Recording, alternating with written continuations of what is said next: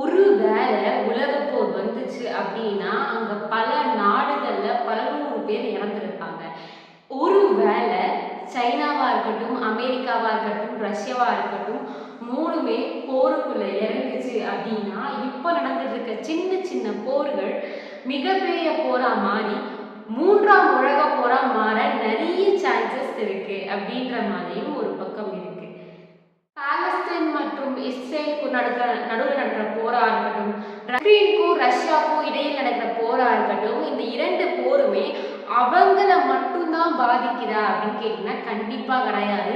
உலக நாடுகளா இருக்கட்டும், அவங்களோட நட்பு நாடுகளா இருக்கட்டும், எல்லாரையுமே தான் அந்த பாதிப்புக்கு உள்ளாக்குது.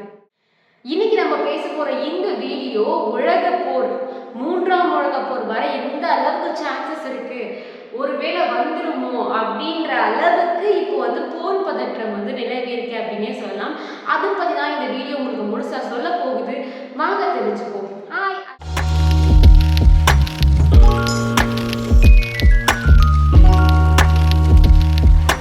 வெல்கம் மக்களே. நான் உங்க கீர்த்திகா தான் பேசிட்டு இருக்கேன். முதலாவதா இஸ்ரேல் அண்ட் பாலஸ்தீனுக்குள்ள நடக்கிற இந்த போர்ல அப்படின்னு பாத்தீங்கன்னா ஹல் அக்லேட் பேப்பஸ் அப்படின்ற மருத்துவமனை மேல ராக்கெட் ஏவி இஸ்ரேல் அங்க இருக்க மருத்துவமனையை தாக்கியிருக்காங்க. அந்த தாக்குதல்ல 800 பேருக்கு மேல உயிரிழந்தும் போயிருக்காங்க. இந்த தாக்குதல் நடத்தின இஸ்ரேல் மேல போர் தொடுப்போம், உலக நாடுகளே ஒண்ணு சேரும் அப்படின்ற அளவுக்கு ஈரான் ஒரு பக்கம் சொல்லியிருக்கு. சுன்னி ஷியா இந்த மோதலுக்கு அப்புறம் சவுதியும் ஈரானும் பிரிஞ்சிருக்காங்க. ஆனா இஸ்ரேல் இப்ப நடத்துற தாக்குதல்ல சவுதியும் சேர்ந்து இஸ்ரேலுக்கு கண்டனம் தெரிவிச்சிருக்காங்க. அவங்கள கண்டிக்க ஆரம்பிச்சிருக்காங்க. இன் ஃபியூச்சர் சவுதியும் ஈரானும் ஒன்று சேர்ந்து இஸ்ரேலை தாக்கவும் வாய்ப்பு இருக்கு. ஈரான் என்ன சொல்லியிருக்காங்க அப்படின்னா, நாங்க கண்டிப்பா இஸ்ரேலை தாக்குவோம், அதுக்காக முழு முயற்சியும் நாங்க பண்ணிட்டு தான் இருக்கோம் அப்படின்ற மாதிரி ஒரு பக்கம் ஈரானோட பேச்சுவார்த்தைகள் இருக்கு. இஸ்ரேல் ஈரான் மேல நடத்தின இந்த தாக்குதல் ரொம்ப கொடுமையானது. மற்ற நாடுகள் இஸ்ரேலை சப்போர்ட் பண்றதை நிறுத்தணும்.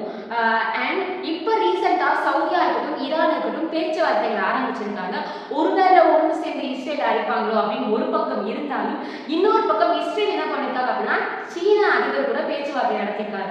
ஒருவேளை இவங்க 2 பேரும் ஒன்று சேர்ந்துருவாங்களோ அப்படின்ற மாதிரியும் இன்னொரு பக்கம் இருக்கு. ஆக்சுவலி போர் இஸ்ரேலுக்கும் பாலஸ்தீனுக்கும் தான் நடந்துட்டு இருந்துச்சு. இதுல இப்போ ஈரான் உள்ள வந்துச்சு அப்படின்னு பாத்தீங்கன்னா, ஈரானுக்கும் இஸ்ரேலுக்கும் சின்ன சின்ன சண்டைகள் இருந்துட்டு தான் இருந்திருக்கு. ஈரானோட அதிபர் ஹெலிகாப்டர்ல போகும்போது அவரை தாக்கி உயிரிழந்தாரு. இதுக்கு இஸ்ரேல் தான் காரணம் அப்படின்னு சொல்லப்பட்டிருக்கு. அந்த ஹெலிகாப்டர் ஆக்சிடென்ட்க்கு அப்புறம் அவரை மீட்கும் பணி ஈடுபட்டு அபிஷியலா அந்த அதிபர் இறந்துட்டாங்கன்னு சொன்னதுக்கு அப்புறம் தான் ஈரான் கொந்தளிக்கவே ஆரம்பிச்சிருக்கு. அதுக்கப்புறம் தான் இவங்க 2 பேருக்குள்ளயும் போர் மூண்டவும் ஆரம்பிச்சிருக்கு. ஈரான்ல இருக்க மருத்துவமனையை தாக்கி 800 பேரும் இறந்து போயிருக்காங்க. அதனால ஈரான் என்ன சொல்றாங்க அப்படின்னா, நாங்க இஸ்ரேலை கண்டிப்பா தாக்குவோம், ட்ரோன் மூலியமாவும் ராக்கெட் மூலியமாவும் அங்க தாக்குதல் நடக்கும் அப்படின்ற மாதிரி ஈரானோட கருத்துக்கள் இருக்கு. அதுக்கான தொடக்க புள்ளி தான் சீரியா தூதரகம் மேல ஈரான் நடத்திய தாக்குதல் அப்படின்ற மாதிரி ஈரான் சைட்ல இருந்து சொல்லப்பட்டிருக்கு. இஸ்ரேல் பாலஸ்தீன் போர் தான் இதுக்கு ஒரு காரணமா இருக்குமோ அப்படின்னு சொல்லப்படுது. அண்ட் அதுக்கு பழி வாங்குற காரணமா தான் ஈரான் அதிபரை இஸ்ரேல் கொண்டிருக்குமோ அப்படின்றதும் ஒரு சந்தேகம் எழும்பி இருக்கு. ரீசெண்டா சொல்ல போனோம் அப்படின்னு பாத்தீங்கன்னா, இஸ்ரேலுக்கும் அமாஸ் அந்த போட்டுக்கு தான் சண்டை ஸ்டார்ட் ஆயிருக்கு. அமாஸோட தலைவரான இஸ்மைலை முதல்ல கொண்டிருக்காங்க இஸ்ரேல். இதனாலதான் இஸ்ரேலுக்கும் அமாஸுக்கும் சண்டை வர ஆரம்பிச்சது. அதனால பாலஸ்தீன்ல இஸ்ரேல்ல போராட்டமும் பண்ண ஆரம்பிச்சிருக்காங்க. உறுதுணையா இருக்கிறது யார் அப்படின்னு பாத்தீங்கன்னா, எபுல்லா அப்படின்ற இன்னொரு அமைப்பு. இவங்களுக்கு சப்போர்ட் பண்ணதுனால என்னமோ தெரியல, எமெபுல்லா அப்படின்ற அமைப்போட மூத்த தளபதின்னு சொல்லப்படுற அவரையும் கொண்டுட்டாங்க. இப்போ இதனால இந்த 2 அமைப்பும் ஒன்று சேர்ந்துருது. இதனால ஹெஸ்புல்லா அமைப்பும் சேர்ந்து ஈரான் கூட இந்த இஸ்ரேல் தாக்குதலை நடத்துறதுக்கு வராங்க அப்படின்னு சொல்லப்படுது.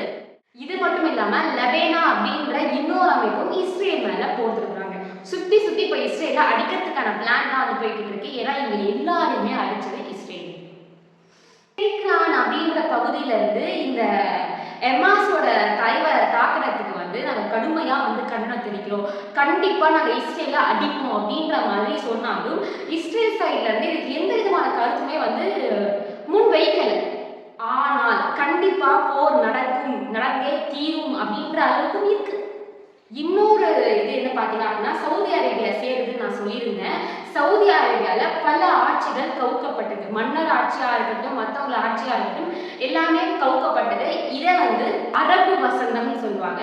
இந்த அரபு வசந்தம் தான் நிறைய போருக்கு ரீசனா இருக்குமோ அப்படின்ற அளவுக்கு சொல்லப்படுது. உதாரணத்துக்கு தான் இஸ்ரேல் பாலஸ்தீனோட போர்.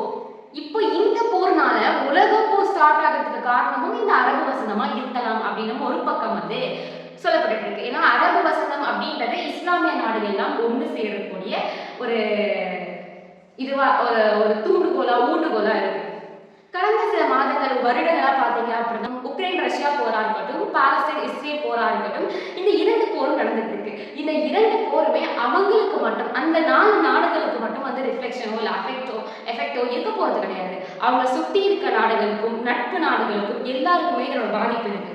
இதுல இன்னொரு விஷயம் என்னன்னா, அமெரிக்கா, ரஷ்யா, சைனா இவங்க 3 பேருமே ஒன்று சேர்ந்தாலே இவங்க 3 பேருமே இந்த போர்க்குள்ள வந்துட்டாங்க அப்படின்னா இது கண்டிப்பா 3ஆம் உலக போரா மாறுறதுக்கு நிறைய சாத்தியக்கூறுகள் இருக்கு. ஆனா இது வரைக்கும் சைனா டைரக்டா நாங்க தாக்க போறோம், போருக்கு வர போறோம் அப்படின்ற மாதிரி சொல்ல. ஒருவேளை சைனா வந்துருது அப்படின்னா இங்க 3ஆம் உலக போர் வர்றதுக்கு ஏகப்பட்ட சான்சஸ் இருக்கு, அபாயமும் இருக்கு. இதனால ஒருவேளை 3ஆம் உலக போர் நடக்குமோ அப்படின்ற மாதிரி போர் பதற்றம் நிலவி கொண்டேதான் இருக்கு. ஸோ நம்ம பார்த்துட்டு இருப்போம், உக்ரைன் ரஷ்யா போர் நியூஸ் பார்த்துருப்போம், இஸ்ரேல் பாலஸ்தீன் பார்த்துருப்போம். அதெல்லாம் பேசப்பட்டு கொஞ்ச நாள் அமைதியாயிடுச்சு. அதனால போர் முடிஞ்சிருக்கும் அப்படின்னு நினைச்சோம். ஆனால் முடியவே இல்லை. இப்போ வரைக்கும் அந்த போர்கள் அந்த நாடுகள்ல நடந்துகிட்டே தான் இருக்கு அப்படின்றது தான் மெயினான குறிப்பிடத்தகுந்த விஷயம். ஸோ இந்த மாதிரி நிறைய இன்ஃபர்மேஷன் நீங்கள் தெரிஞ்சுக்கணும் அப்படின்னா மறக்காம என் சேனலை சப்ஸ்கிரைப் பண்ணிடுங்க. அது வரைக்கும் உங்களிடமிருந்து விடைபெறுவது உங்கள் கீர்த்திகா. டாடா.